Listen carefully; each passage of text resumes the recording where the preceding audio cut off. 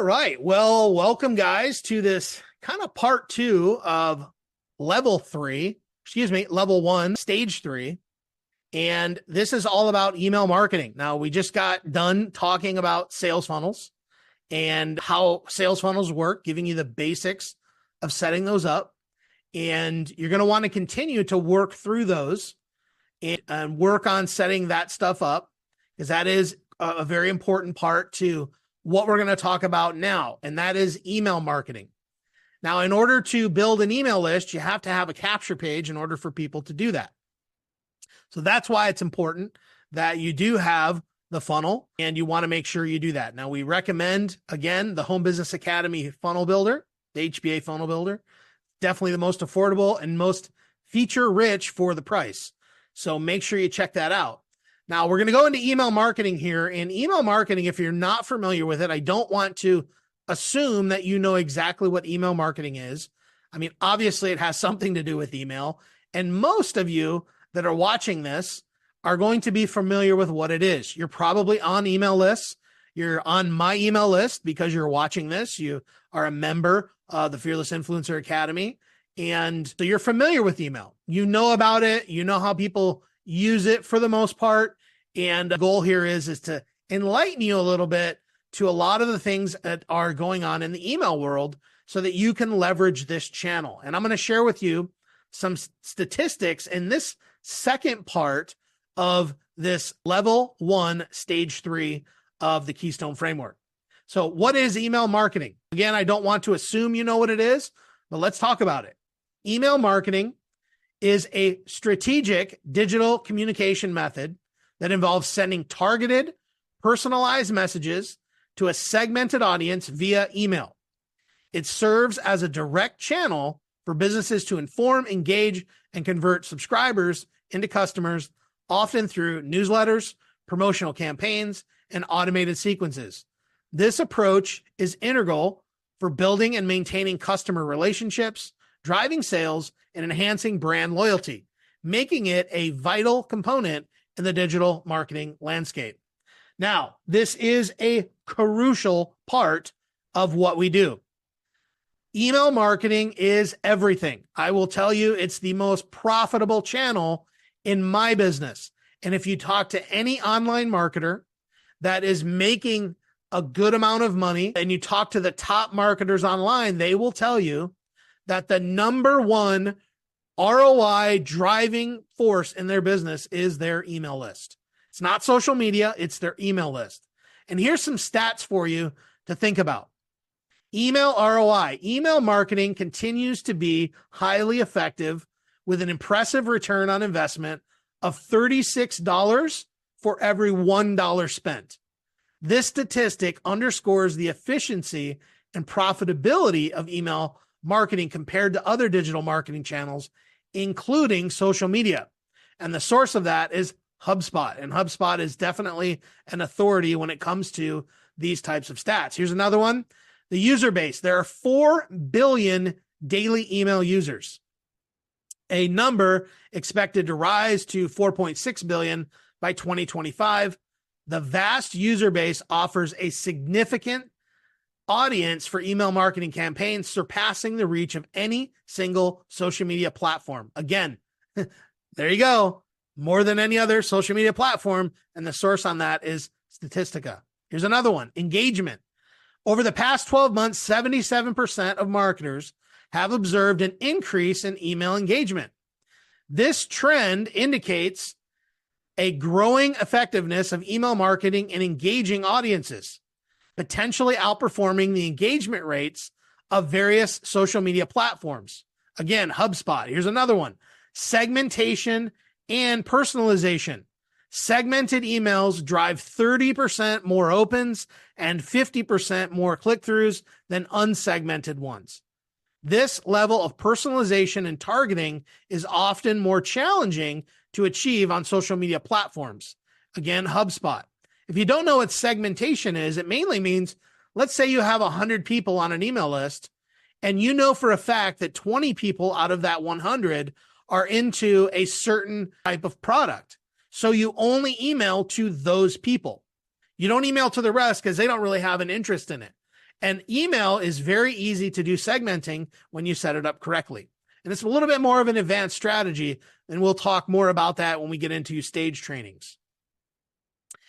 And mobile-friendly emails. A majority of marketers using email leverage mobile-friendly emails as a part of their marketing strategy, considering the high usage of mobile device for email access. This approach can be more effective than some social media strategies that may not be as optimized for mobile viewing. And this is again by HubSpot. And yes, one of the key things when it comes to emails, and we will talk about this specifically, is when you format emails, you need to take into consideration how they look on a mobile device. Very, very important.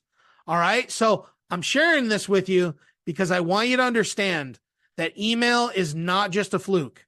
Okay. Email is not dead. I don't care what you hear people say. Email is very much alive. It is the major driver for sales online. And if you're not building an email list, you are going to struggle online. Sure, you might be able to pop a sale here or there on social media. We all do. I do quite often, but nothing drives sales like the email list. Nothing. So from this point forward, I want you to have a healthy respect for this and understand that if you're not building the list, you're not really building a business. And we want to be fearless influencers, right? That's what it's about. We want to focus on the things that matter. Now, social media is an important part, but this is the most important business asset you have. So your email list, again, the primary business asset. Now, one of the things that I like to show people is that I treat email very differently. A lot of people focus on building social media up. I focus on building the email list up, because here's the thing. While most people are trying to get more and more followers, hey, they want more followers and they want more views and they want this and they want that. The thing is that the problem is that followers don't mean much of anything. As a matter of fact, they're what we call a vanity metric.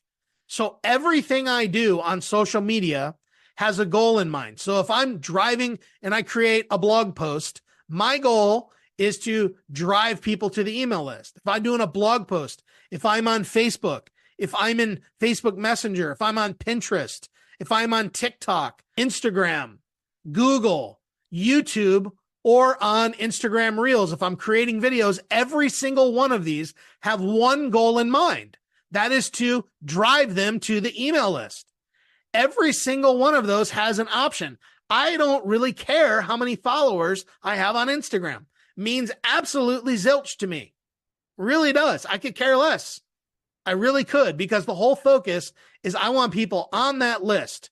And if I have 100 people on my list and 10,000 followers, I'll take the 100 people on my email list every single time, because I control that. Remember this, you don't own your social media following. As much as you might love Facebook, or as much as you might love Instagram or TikTok or YouTube, the stark reality is that you could be kicked off of that platform at any point. Okay. It's not yours. You don't own it. What happens if you build up this massive, TikTok following, and who knows what's going to happen in the next couple of years? TikTok might be flat. They might just and go away. You never know. I remember people back in the day who were investing massive amounts of time building their following on MySpace. Well, where is MySpace today? It's gone. You see, you want to build up something that you own, because your email list is an asset that you own. It's yours. You take it with you.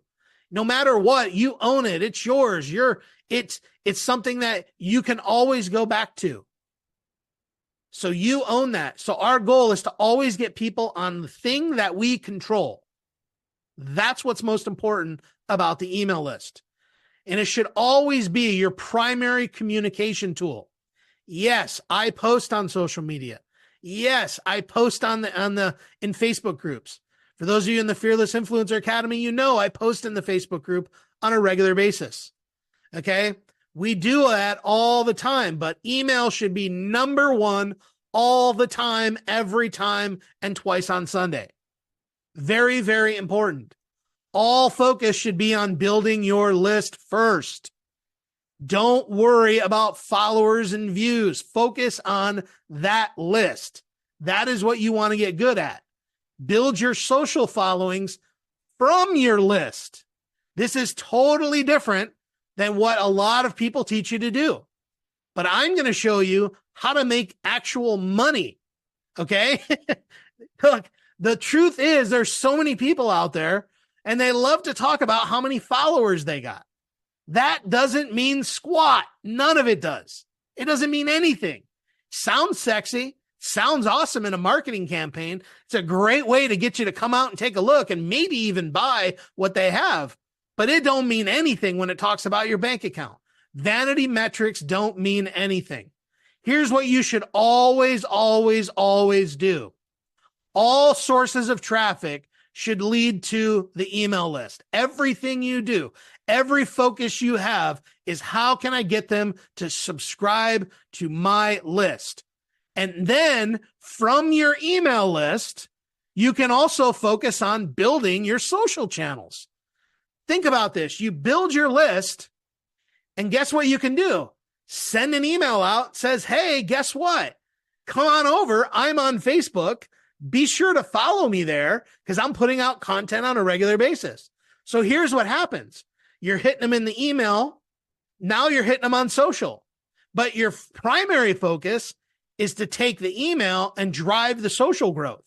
You see, this is totally backwards than what a lot of the gurus teach. Well, I'm different. I don't teach that because I know the value of the email list, and I'm going to keep you on point because that's what's important. Now, I'm not saying don't create content and get followers. I'm not saying that, but everything you do should be to get them on that list. Don't be so concerned with the followers. Be concerned with how are you going to get them to subscribe. And that is what you want to do. Okay. So I hope this has a little bit of a light bulb going off for you because this is what I've been doing for 15 years since I've been online. I have never strayed from the email list. I will sing it till the cows come home. I've literally made millions of dollars in sales online because of my email list. And so when every single guru comes out there with a new course or some new thing, and I'm all about it. Don't get me wrong. Like I'm all about it, but I just want to put that in perspective for you. I'm not saying don't buy those courses. I'm not saying don't get what you can and learn them. I'm just saying put this in the proper perspective. If what they're teaching you is not about building the email list, then you need to inject that into it and see how can I use what they're teaching me to build my list. Okay? Very, very important. Okay, so now we want to talk about choosing an autoresponder. This is a very, very important thing that you want to do. Now, if you're not sure what an autoresponder is, again, I don't want to assume that you know what it is, so I'm going to talk about it. An autoresponder is software that allows you to send messages in bulk. Using an autoresponder, you can send messages that go out automatically or after a contact subscribes to your list. You can create several messages to go out in a cycle, one after the other in a sequence, or as a one-time broadcast to all your subscribers. Essentially, when somebody visits your capture page in the funnel that you build, remember we talked about just starting out with a core funnel. That's what you want to start with, just the basic core funnel so that you have a way to build your list. And when you connect your autoresponder to the capture page, when somebody inputs their information, it sends them into your autoresponder database so that you can then log in, send an email from one place, and it'll go out to every person who is subscribed to your list. Okay. But here's some keys that you want to take into consideration when you're choosing an autoresponder. Now, there are lots of options out there, lots of them. And for those of you that we're on live right now, this Thursday, we're doing a Q&A with Josh. I plan on talking to him about this further. For those of you that are watching the recording, we're going to have that Q&A session right here within this stage 3. So you just look for it. We'll have it here for you. But here's the keys to choosing an autoresponder. Number 1, you want something that has credibility. You want an autoresponder that has credibility. And what I mean credibility is that they have respect in the marketing game online, okay?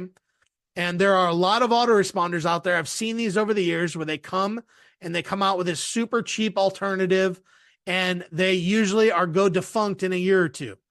It is never a good idea to put your business asset into a cheap autoresponder. Now, I'm not saying you have to go out and spend a gazillion dollars. Absolutely not, especially when you're first starting. But what I am telling you is you want to make sure you have some credibility. How long has it been in business? What is the deliverability reputation? Okay, reputation of an email list provider is very, very important. Josh will tell you this on Thursday.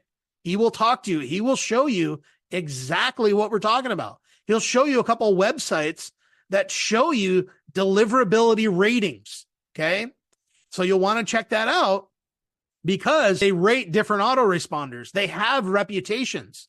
There are certain autoresponders that attract certain different types of crowds. And you need to take that into consideration because it's very important. When you attract a certain type of crowd, you have a lot of people that might be very spammy that are on that, and you want to take that into consideration. The user interface, beginner or advanced, and you want to look at, and very important, never use a one-off autoresponder. And I put this in here because it's very, very important that you don't just pay one fee and that's it. Lifetime cost, pay $100 and you get an autoresponder for life. No. Horrible, horrible. I would never do that. I would never, ever use an autoresponder that only asks me to pay once. You want one that you pay a monthly fee for. You want to know why? Because when you choose an autoresponder that is established, has credibility, then what happens is they work with the email service providers to get the best deliverability. Okay. Now, very important. I know Hilda's asking, is the autoresponder included in HBA? No, it is not. That is a separate thing that you need to integrate with HBA. Okay. And that's the funnel builder that we recommend if you're brand new, especially. And so you need to have a page builder and an autoresponder. These are the two main tools that you need to run an online business. Okay. So now this says the top 5 autoresponders. I actually should have changed that, but I have reduced it down to 3. The 3 that I recommend. Number 1 is GetResponse. Okay. Now I used to always recommend Aweber, and Aweber is still on the list. Okay. So, but GetResponse, I've been looking at the deliverability scores, which we'll talk about with Josh, and they are actually higher than Aweber. So I think that speaks volumes. Now, Aweber is still a great choice. And if you're with Aweber, that's awesome. But if you're new and you haven't started yet, I recommend GetResponse. It's very inexpensive to get started. Go ahead and click over. We'll put a link there for you. You can go to markharbert.com/getresponse, Aweber, markharbert.com/Aweber, and you can check that out as well. And then the other one is Active Campaign. And that is a very, very good autoresponder, definitely more advanced. If you are more advanced and you want something that has a little bit more power to it, then I would recommend Active Campaign. So this is actually the top 3 that I recommend, not the top 5. So just ignore that on the top. But these are the ones that I would consider. If you're brand new and you do not have a tool yet, sign up for GetResponse. If you have Aweber, stick with that. You're good to go. And if you're more advanced and you want to move into something that has a little bit more power and you can handle a little bit of the tech side, go with Active Campaign. Okay. That's definitely one you can really use to grow with. Okay. It's more expensive though. I'll tell you that. Aweber and GetResponse are your least expensive options there. Okay. So, we'll go through some questions here at the end too, guys. I know you guys got a lot of questions about it, but we'll get to that for sure. Okay. All right. So these are the autoresponders I recommend. Go ahead and set one up. Okay, so while we were in the funnel setup and we were talking about funnels, we talked about setting up a domain. Now, not only do we need a domain for our funnel, but we also need a domain for our email. And you can use the same one, actually. You can definitely use the same one. And one of the things that we need is we have to have our own domain in order to set up our email. Okay. You cannot use free email providers. That is a huge no-no, big no-no. And I will tell you why. Now, there used to be a time where you could sign up for an autoresponder like GetResponse or Aweber. And when you go through the settings, it says, what is your reply to email or sender email? In other words, what email are you sending these from? And you could plug in a free Gmail account or a Yahoo account. That is absolutely cannot do that anymore.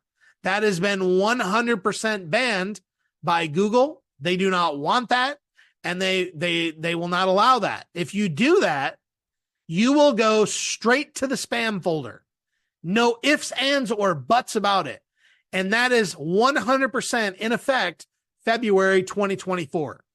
They have been a little bit lenient on it, no more. Depending on when you're seeing this, February 2024, any emails being sent from a free email account that's set up through an autoresponder will go directly to spam, and you will not collect $200. All right. So you need to have a domain. Next, part of it, the reason that they do this, okay, and this is a huge stat for you. I want you to listen up. Out of all of the emails that are sent every single day around the world, a massive percentage, it's somewhere between 50 and 70% of all email that is sent on a daily basis is spam email. Scammers. They send mass amounts of emails every single day, just hoping, just praying that somebody will open that email and do what they're saying. We've all seen those crazy emails from Nigeria, a Nigerian billionaire who wants to, give his fortune to you, right? We've all seen those ridiculous emails. Okay. But what happens is email spoofing is they will send out mass amounts of email, and they could literally steal your email and make it look like that it's come from your email. So if you have Andrea@gmail.com, they could steal your email, and it was very common. They could use a bulk emailer and put the sender email as Andrea@gmail, send it out, and it looks like it's coming from your email. That's email spoofing. And it's rampant online. Okay. So in order to do that, to defend this, all of the email service providers are saying, we want you to authenticate these emails. So I'm going to talk about that here in just a minute, but having your own domain. So for instance, my sender email is mark@replytomark.com.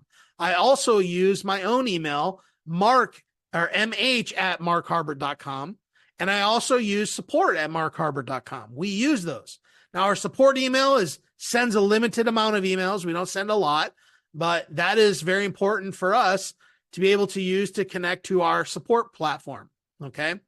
So, but when you have your own domain email, number one, it's more professional looking.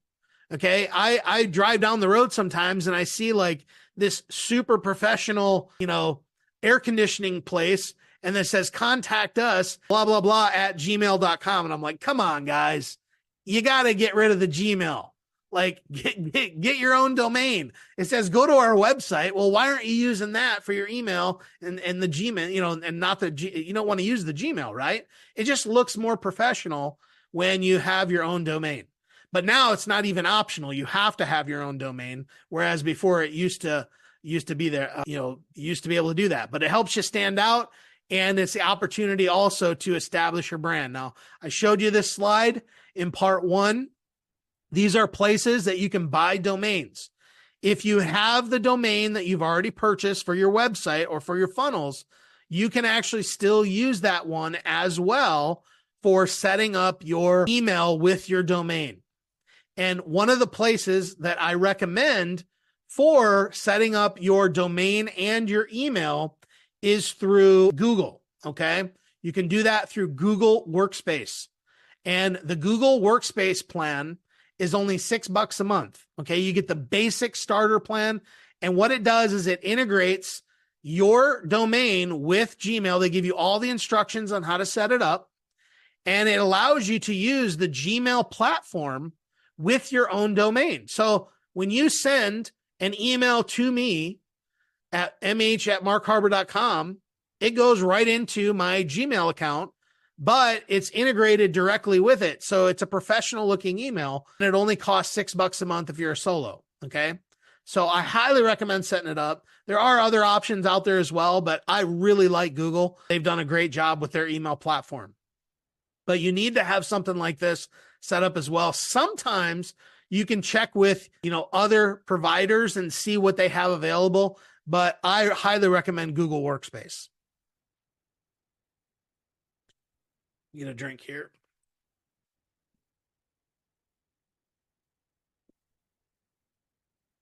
Okay, email deliverability fundamentals.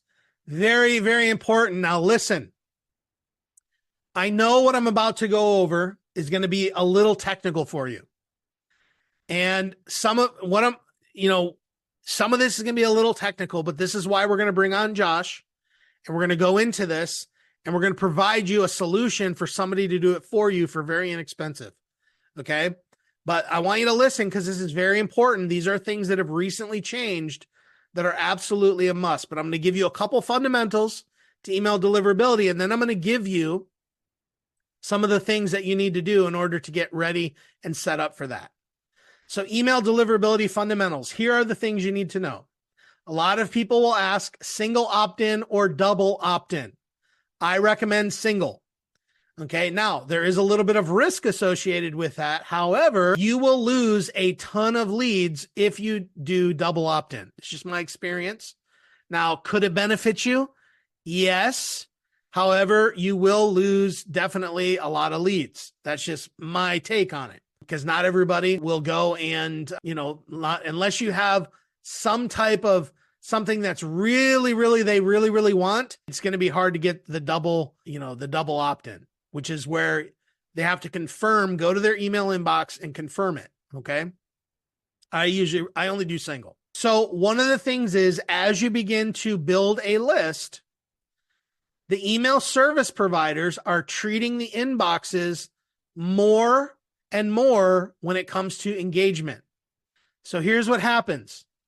If you have certain emails that come to your inbox and you don't open them or click them or even read them, over time, Gmail or even the other service providers like Yahoo and Outlook and all of them out there, they will begin to start moving them to other folders or even potentially the spam folder.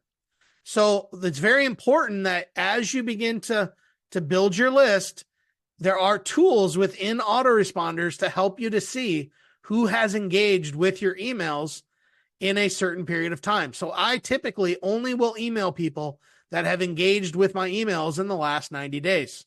So very, very important. If you have people that you follow, if there are people that you value their information, every time they send an email, you want to open it and click their links, okay? Just to help make sure that they don't go to the spam folder. All right. Now, for you here in the Fearless Influencer Academy, that's for you also. When we send out an email, open it up, read it. If there's a link in there, click it. Okay. That'll make sure that you get those emails to your inbox. And it's very important for us to communicate with you. So keep that in mind. Don't email unengaged leads past 12 months. So this can actually hurt you. And so what in the past, people have built a list and they would email people that have been on their list for years. The thing is, those people have never even opened an email and they just keep sending emails to that email inbox. And these email service providers are starting to take note. And what's happening is most of these autoresponders, they give you all the tools right in there for you to see how to do that. What happens is they start to delete inactive accounts. So Yahoo recently went through this big purge where people that had not logged into their Yahoo accounts over like 12 months or 2 years, I believe it was either 12 or 24 months, and they deleted their Yahoo email account. If they hadn't logged in, they're done. They got rid of it. And so what happens is if that email is on your list and you continue to send emails to that, those emails are going to bounce, and that's just going to hurt your what they call sender reputation. So a lot of these autoresponders are giving you the tools right within them to help you see who's engaging and who's not. And it's great. That's been a great evolution for that. So if you go with GetResponse, that's one of the things you want to get in there, go through their training, learn and see the tools that they have, and make sure that you stay with your most engaged list. Okay. Now, when you're sending emails, these are things when it comes to deliverability, you want to avoid URL shorteners like bit.ly. No. Do not use bit.ly. Okay. What happens is when you're sending those emails, those providers can see the links. And a lot of spammers and scammers use bit.ly to shorten long links. So if they see that you're using a bit.ly, they could potentially send you to the spam folder. So I do not recommend using a link shortener like that. If you want to use bit.ly and set up your own domain with bit.ly, that's a different story. Then you could use it, but do not use the bit.ly bit.ly domain and then just use that to shorten your link. You don't want to do that. And we'll get more into this in trainings, other trainings that will go along with this. I'm trying to give you a little bit of the basics right now. Okay.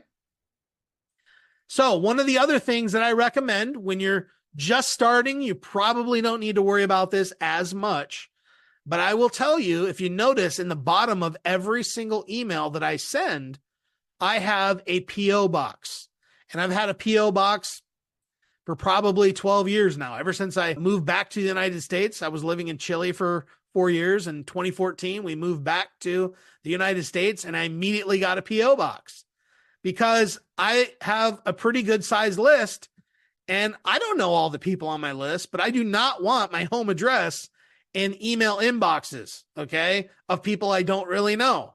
I don't want to make it that easy for them to know my home address. So I get a PO box and I go over and periodically check it. I think I pay like 100 and something a year for my PO box. It's a little tiny one here in my city. And that way I have a PO box in there. So that's just something to consider. It's not something you have to do right away, but as your list grows, I think it's something you really want to consider because it is a requirement that you have an address at the bottom of every list. It's the law. There's a law called the Can-Spam Act. And what that means is they need to know who they're getting emails from. So an address has to be there, and all the major autoresponders will require that. Okay, very important to know. And when you get into your email, you'll want to do your best to personalize messages with what are called merge codes.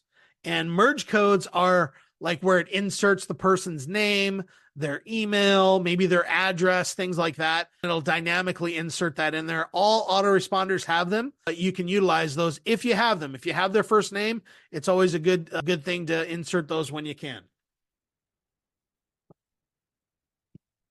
All right, here's a few more.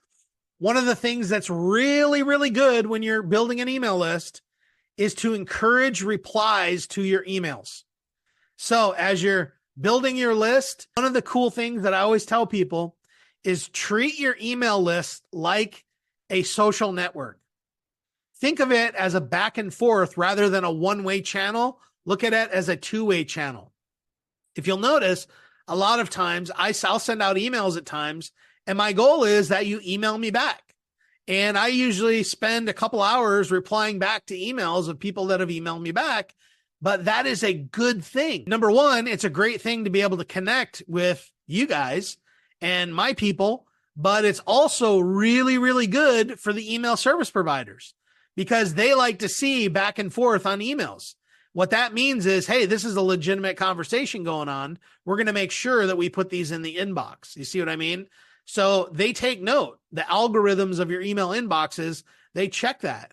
And the email they've had to get more sophisticated with algorithms because of the volumes of spam that gets sent every single day online. It's so overwhelming, and they have a major task in order to combat that. So they have to come up with algorithms to see and look for signals, and replies back and forth are a great way to send signals. Okay. Now, when you're sending emails, you want to keep images to a minimum. A lot of people will insert images into emails. We even have some emails that we have images in. Okay. Especially more of our kind of, I don't know if you want to say membership ones. We send out emails to you that have images in them. But on a daily basis, the overwhelming majority of our emails have none at all, because that too many images can hurt deliverability as well. So you want to keep it to a minimum, once in a while, maybe one image, but 90% of the time, we don't use any images at all. And as much as possible, now there are legitimate times when you are going to use your email for promotion, and that's okay. But you want to keep the majority of emails non-promotional. And one of the ways that you can do that is by creating content on a regular basis, which we'll get to in the level 2, stage 5, when we get into organic content, creating content. That's something you can do when you create content. You can email that out to your list, just providing value. And, from the content, you can also use that as a way to drive engagement in your email as well. So that's another great way to do it. And another thing is, don't put a lot of links in your emails. This is a big one. Spammers, have you ever noticed you see some spam emails and they have a whole bunch of links in them, right? They're just wanting you to click a link. But the more links that you put in your email, the more you're going to look like a spammer. So we want to try to avoid that, right? So I say no more than 3 links in an email.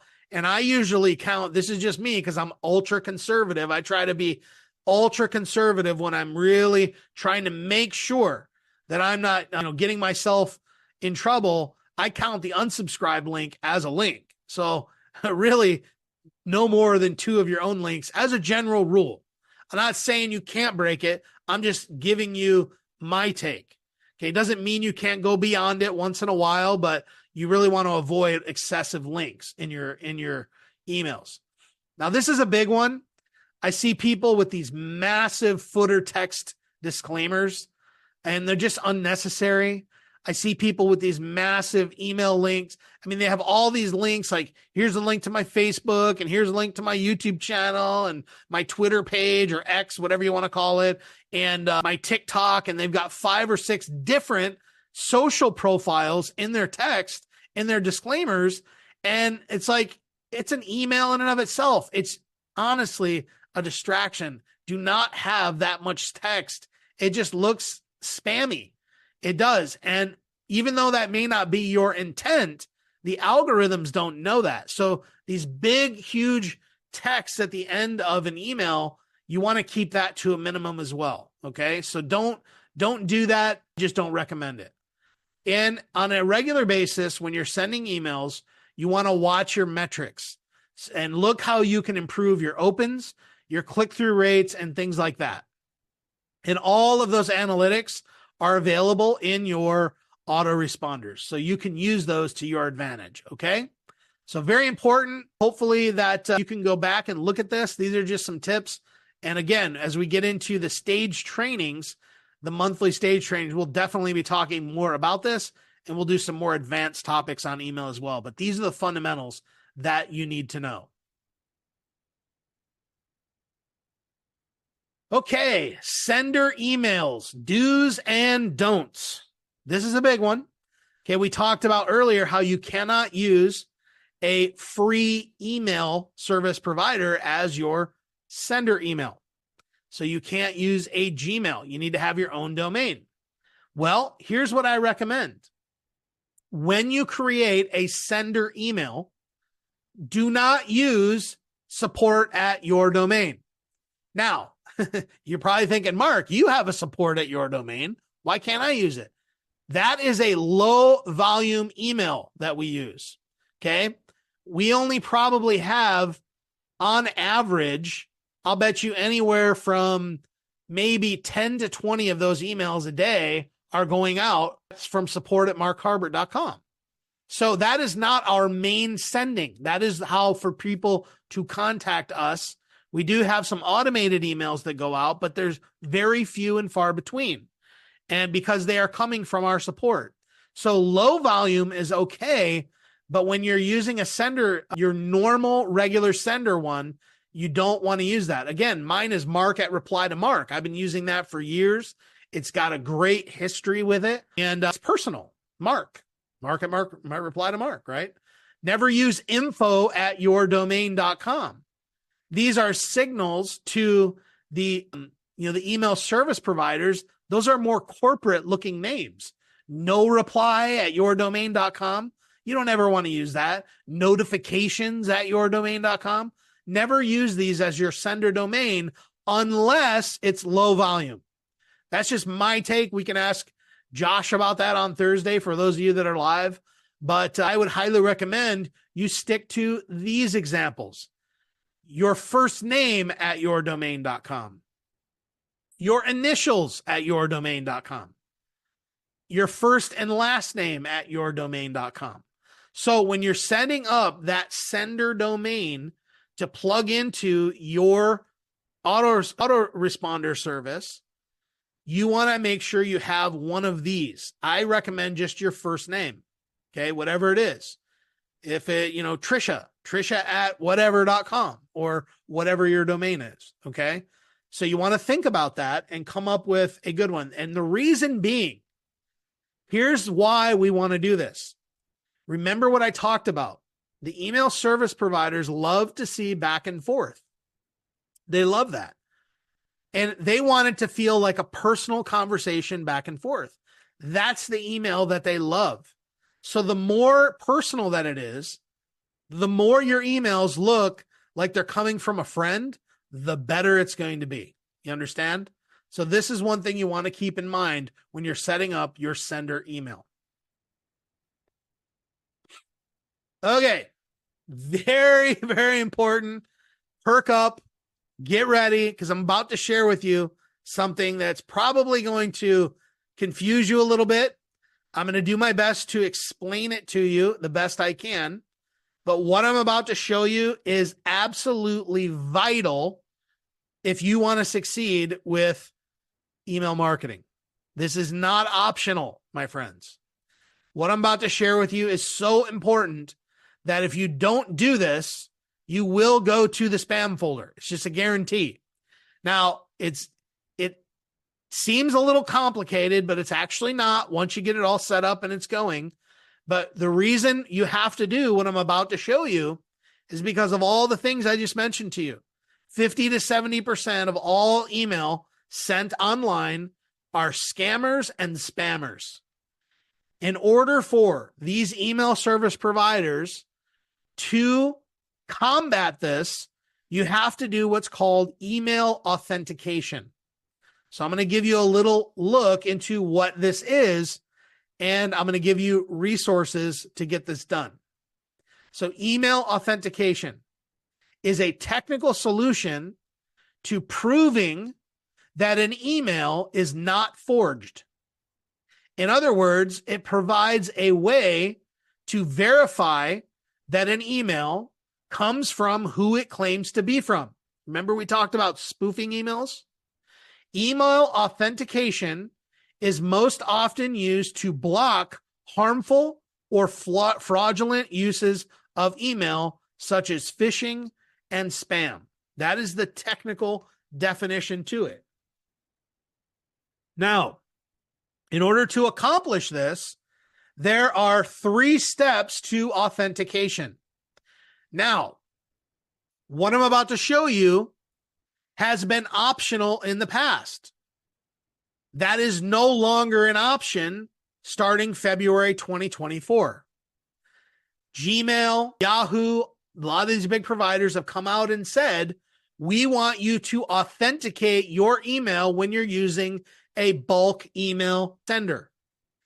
Now, what are the 3 steps? If you don't know what these are, no problem. I'm going to tell you what they are, and then I'm going to show you how we can get this accomplished. So the first one is called a DKIM record, or we call it DKIM.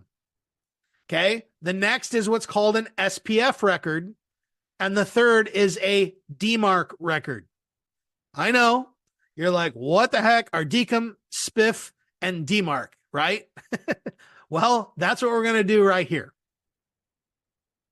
So email authentication setup. Now, I am going to provide you with 2 extra trainings right here in this level 1, stage 3 that Josh Schoner did for us on email deliverability, talking exactly about email authentication setup. It's going to help give you an understanding of what it is, and then I'm going to show you what you can do. Okay. So again, DKIM, SPF, and DMARC setup.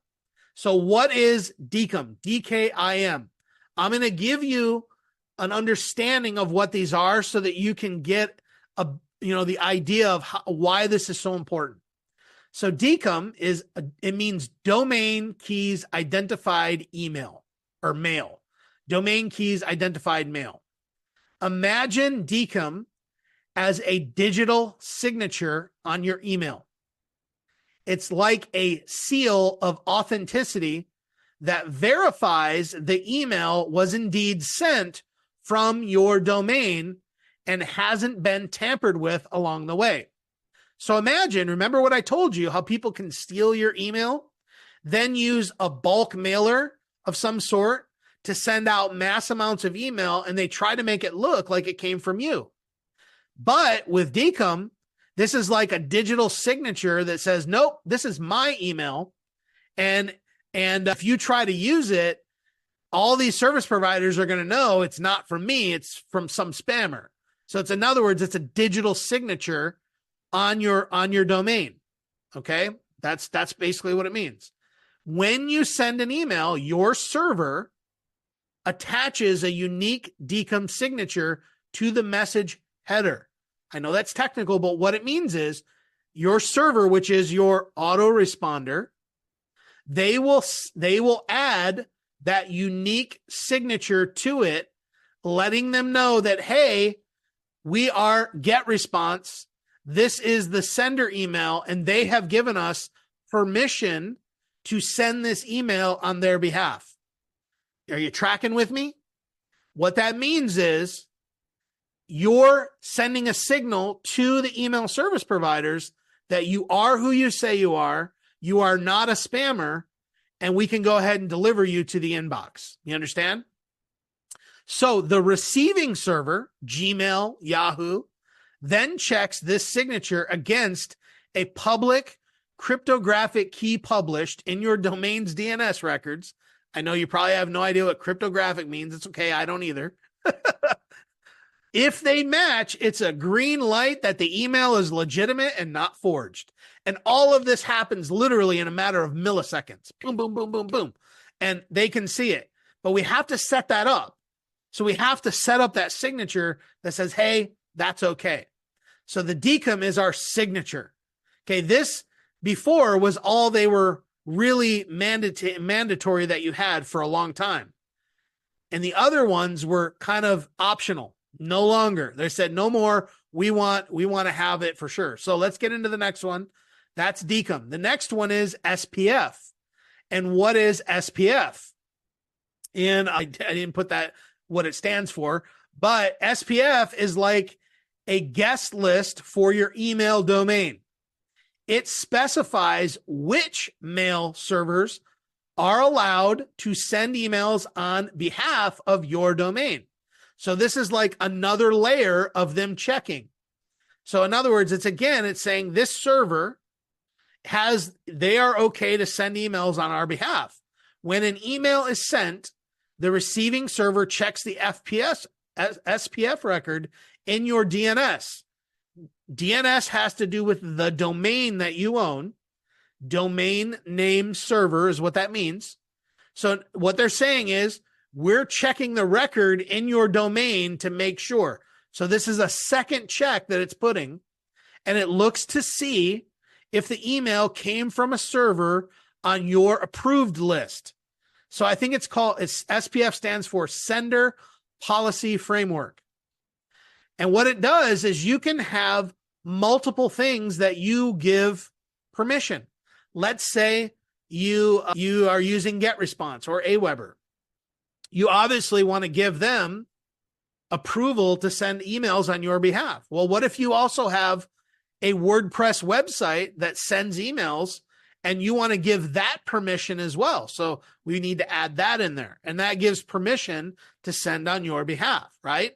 Because we want to make sure that they know that, hey, this is a legit email from us. Okay. And they want to make sure it's on your approved list. If it did, the email passes the SPF check, reducing the likelihood of it being marked as spam or phishing. So it's important to note too, that setting this up does not guarantee you won't go in the spam, but I will tell you this, your chances of landing in the spam go down drastically when you set these up. Okay, so that is the second thing we set up. And the third is called DMARC. DMARC is like a set of rules and a reporting system for your email domain. It uses SPF and DKIM to ensure that an email is authentic. So you have those two that do the checking. It's they check and say, oh, is this email legit? Is it being sent from somebody who's legit? DMARC also tells receiving servers what to do if an email fails these checks. So in other words, it's like, hey, if DKIM and SPF fail, what do you want us to do with the email? Okay, that's basically what DMARC does, and that sets up that for you. So what to do if the email fails these checks, like rejecting it or marking it as spam, and reports back to you about emails that pass or fail these checks. So there are some free tools out there that will check this on a weekly basis for you and can actually show you exactly who and how your email is being spoofed, if it is at all. Okay. This helps you monitor and protect your domain from unauthorized use like phishing and spoofing attacks. Now, that will be in greater detail if you watch the 2 trainings on email deliverability that Josh Schoner did for us, okay? And they're going to be right here in this stage 3 for you. You just got to look for them. We'll put them right here. Actually, we're going to put them right here within this, okay? All this SPF, DKIM, DMARC stuff, just look below this video and we'll have those 2 trainings for you, okay? So, setting up DKIM, SPF, and DMARC. This should only be set up by someone who knows what they're doing. Right now, okay, and here's why. There is a lag right now in the technology that some of these autoresponders have not figured out how to make it easy for people yet. They are getting there, but it's not as easy as just like clicking a few buttons and doing it. Unfortunately, it's not that easy yet. I anticipate that it's going to be easier, but now with this mandate that these email service providers have, you have to have someone set it up for you. And the good news is it's very inexpensive, okay? And I'll share with you that in a second. Not getting this right could send your email straight to the spam folder. This is why I highly recommend you have somebody do that for you, and I'll share that with you in just a second. Every one of these is crucial to get set up. DKIM, SPF, and DMARC must be set up. All of these must be set up starting February 2024 and beyond. If you do not, you will go to the spam folder. So you have to have your own domain. You have to have DKIM, SPF, and DMARC all set up, and you're good to go.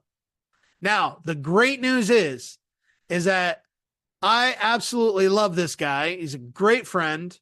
He is super smart when it comes to email deliverability. He is my guy that I go to. Him and I talk pretty much weekly about email deliverability stuff. I'm always hitting up with questions. I cannot recommend him enough, but he actually has a Fiverr gig and he charges $125 to do this with you.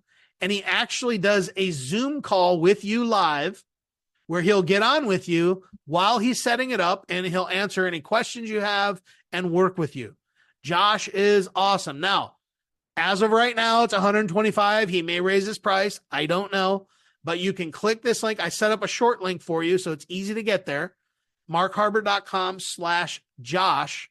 And you can tell him I sent you. Just say, hey, I'm a friend of Mark's. I'm in his Fearless Influencer Academy. He said you're the man. He said you're awesome. And he'll know, okay? Josh is a great guy. He's going to be here on Thursday. We're going to have the Q&A where you guys are going to get to ask him these things as well.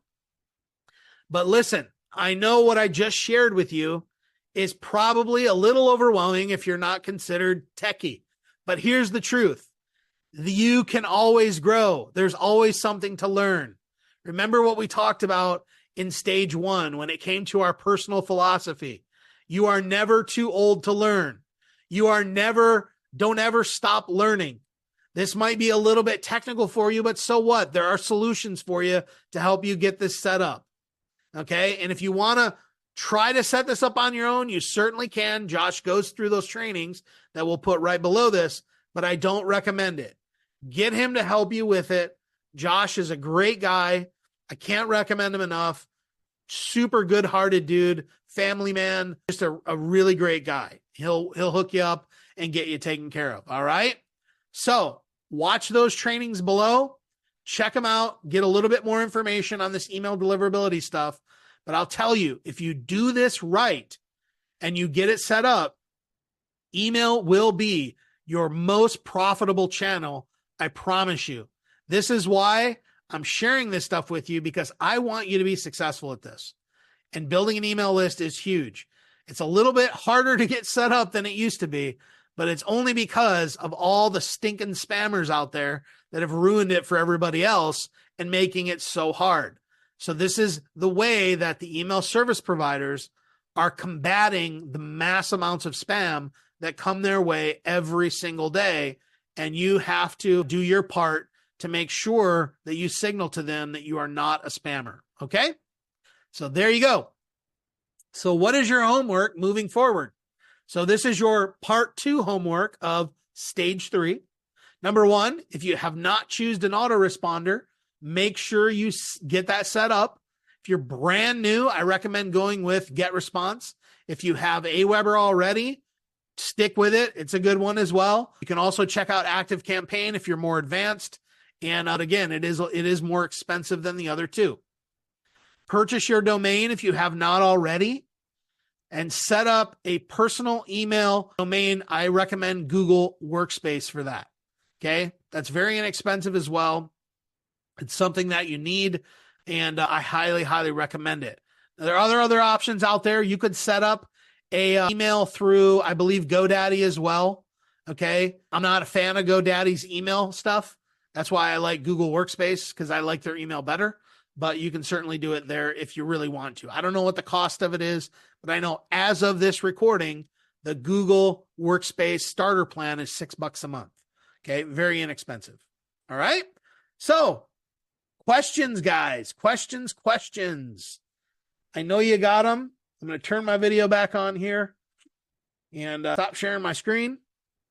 And what'd you guys think? A little jam-packed or what? Nobody teaches this stuff, by the way.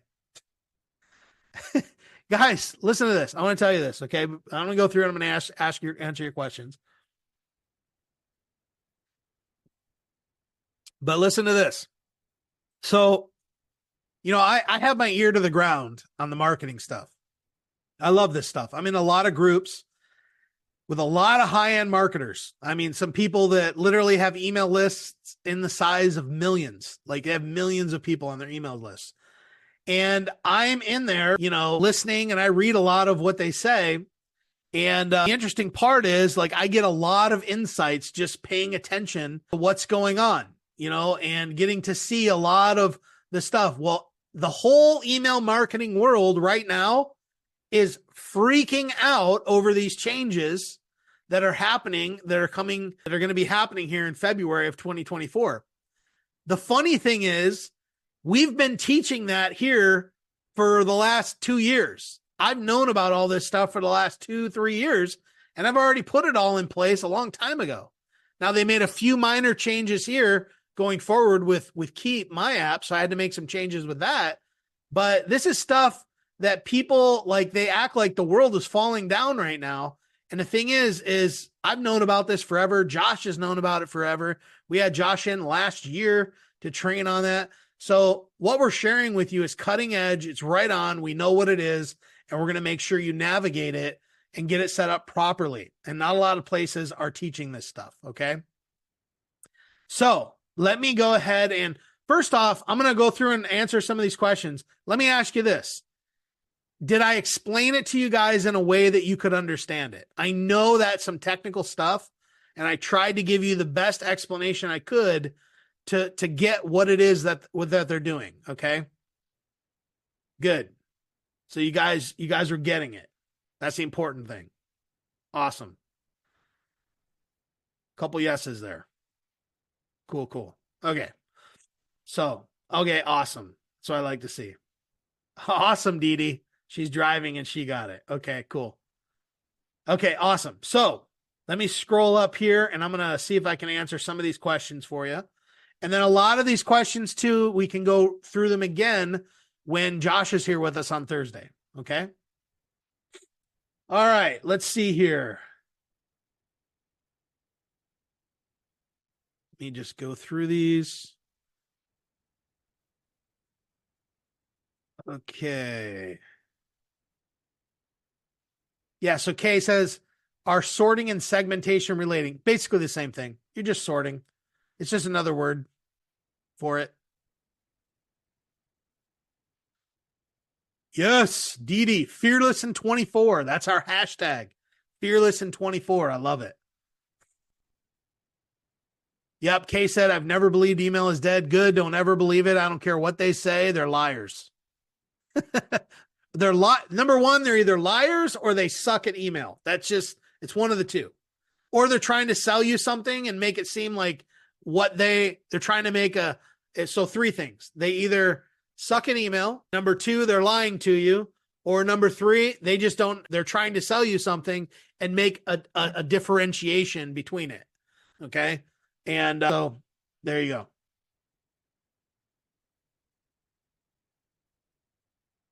He said, just like the secrets from top earners, they're not giving up the secrets, are they?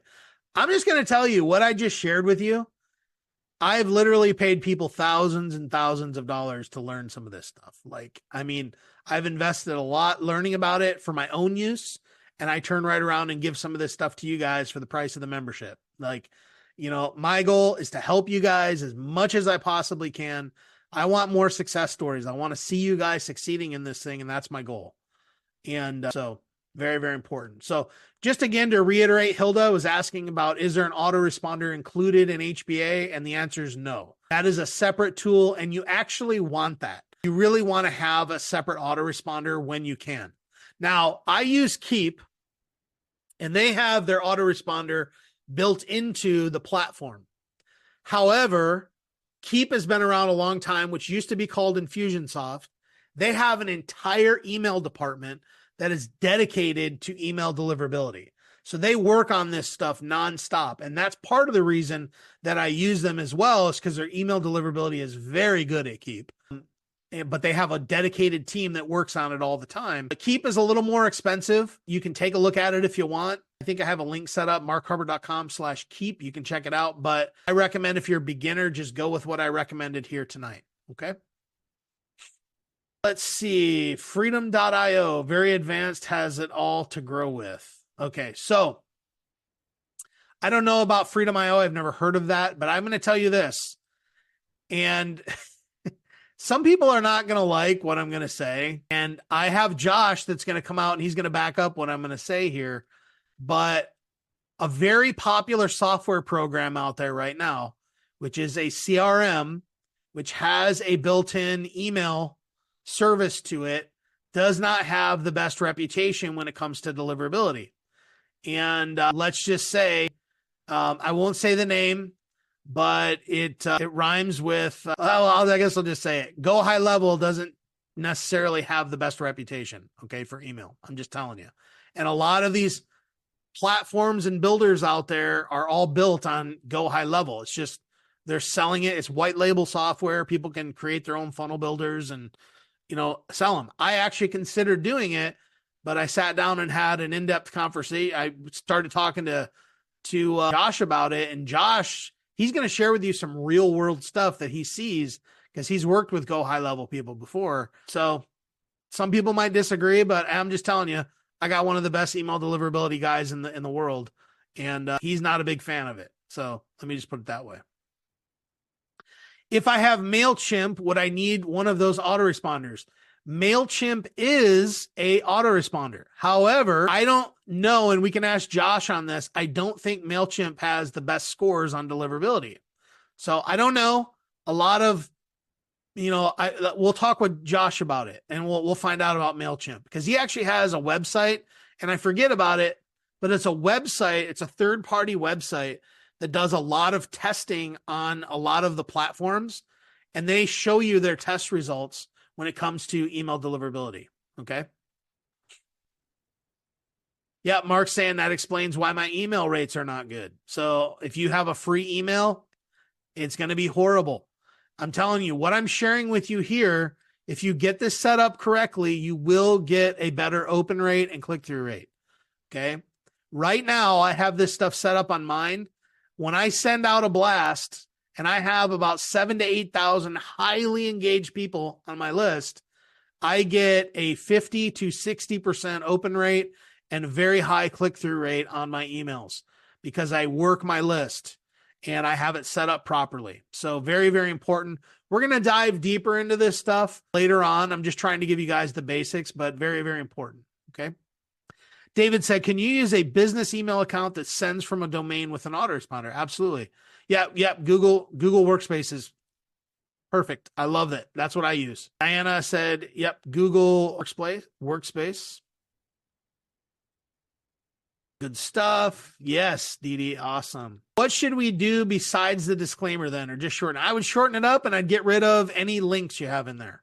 So that might be something we can help you come up with, but it should just be very basic. Look in some of the bottom of the emails I sent. It's very short. Like I'm not into trying to hide the unsubscribe link. I don't want to hide that. You don't want to try to hide it. Some people do that. There used to be times where people would send an email and they would put this massive amounts of white space.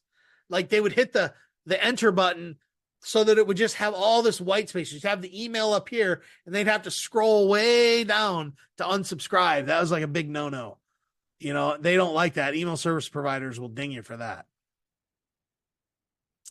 Yep. Josh is awesome. And we'll have him here. Let's see here.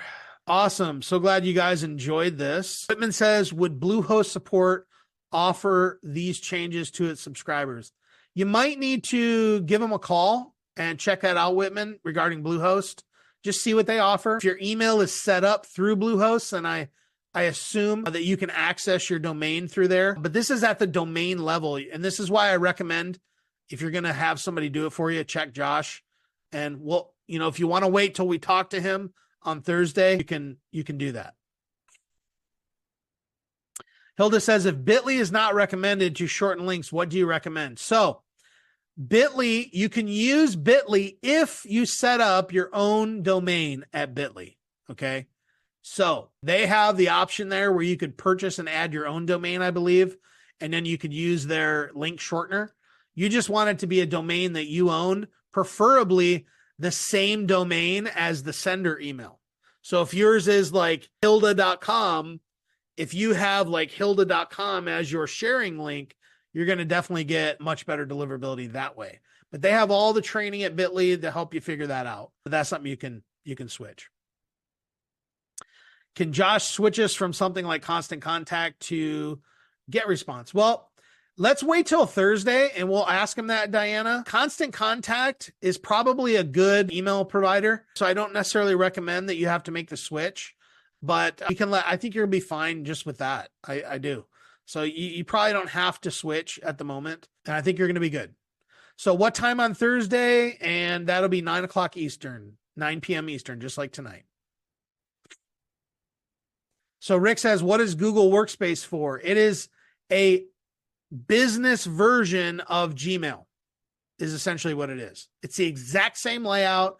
Everything is essentially the same. It just allows you to use your own domain rather than the gmail.com domain. That's it. Margene says, I'm using Aweber. I have warnings from them that I have a tag in my DNS under my DMARC. I have to check it out. See, all of the email providers, the autoresponders are now starting to tell everybody, hey, you got to get this going. You got to get this set up. It's like, hey, jerks, you should have been telling people about this a year ago. I mean, this is like, I kind of like, even my autoresponder Keep, I'm like, you guys, you should have been telling people about this like a year ago. And a lot of people are frustrated with all of them right now. They're like, all because everybody's freaking out about it. But yeah. No, again, Diana, just stick with what you have right now. Okay. Come out on Thursday and then we can bring that up to Josh and I'll let you give his opinion. I think he's going to tell you just to stick with that though. Constant Contact's pretty decent. I'm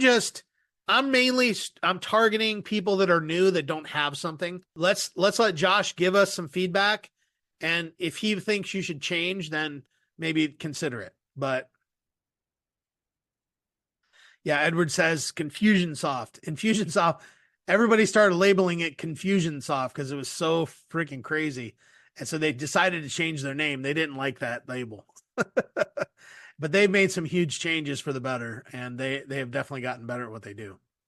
Keep is very picky about who they bring on. Yes, they are very picky. That's why I like, and that's why I stick with them, because I know they're very picky, which means they highly protect their services because they want the best deliverability. That's why I stick with them. They frustrate me on a lot of levels. There's some things they don't do that they should be doing, but I also know that they are very meticulous about how they handle email. So yes, Josh is awesome. Kim, that is absolutely true, I think, regarding MailChimp. Again, let's talk with Josh. He has definitely a handle on some of that. He does not recommend a couple of autoresponders because they do not like affiliate marketers. So something to check out. Are multiple links in your signature advisable? Personally, I'm not a fan of it. The more links you have, the more it can look like spam. I don't even put links typically in my signature. Just put my name. That's it.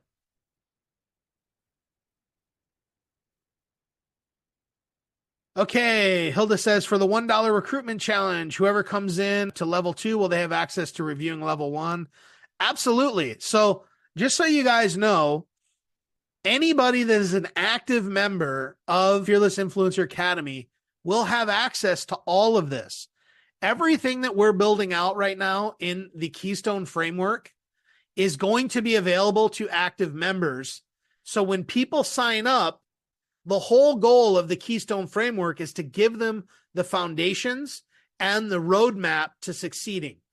And that's what this is all about. Like, we're just talking the fundamentals right now. Next, we're moving into, social networking, organic content, and paid marketing. Start building that email list. And then we're going to move into some of the higher levels later on. But everybody will have access to this. The goal is that they go through it and get the foundations. And then we'll have the monthly trainings that will supplement the framework. So the framework is meant to be the basics and give you kind of the guardrails, so to speak, to function within. Does that make sense, Hilda?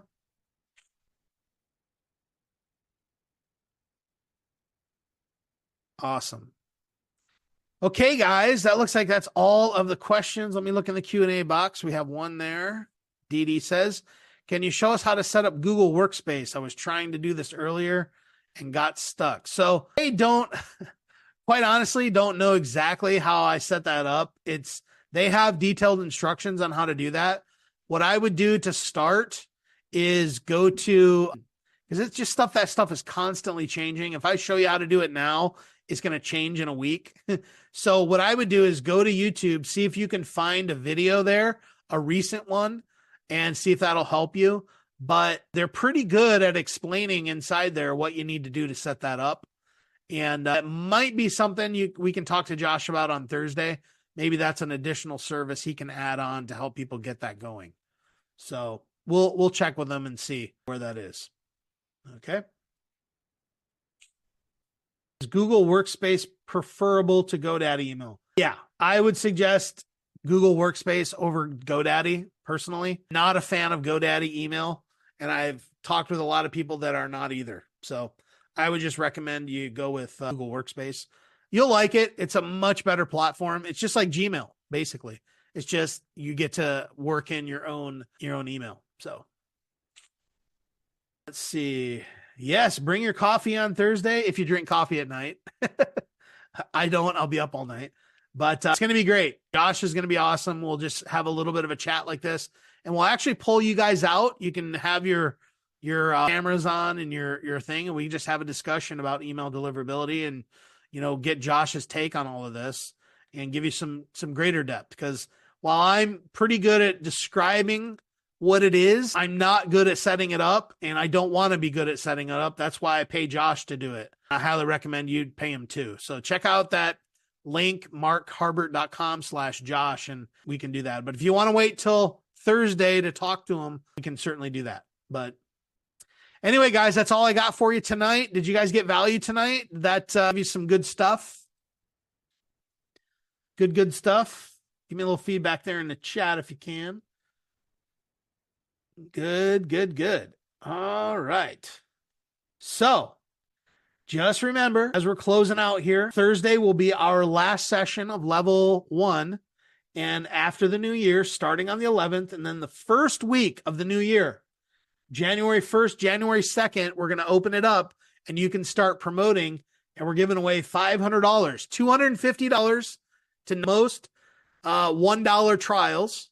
Okay. $150 to second place and $100 to third place. And I might throw in another prize. So stay tuned. So get yourself ready to do some promo, reaching out to people. If you got an email list, promote it. This is only open to people in Fearless Influencer Academy. This will be a fun little rallying thing for all of us here and bring a little excitement to our community. But I'm excited to do this. Excited to have you on board for it. And let's have some fun with it. Okay. Appreciate you guys. Love you. Have a great one. We'll see you on Thursday. Bye, guys.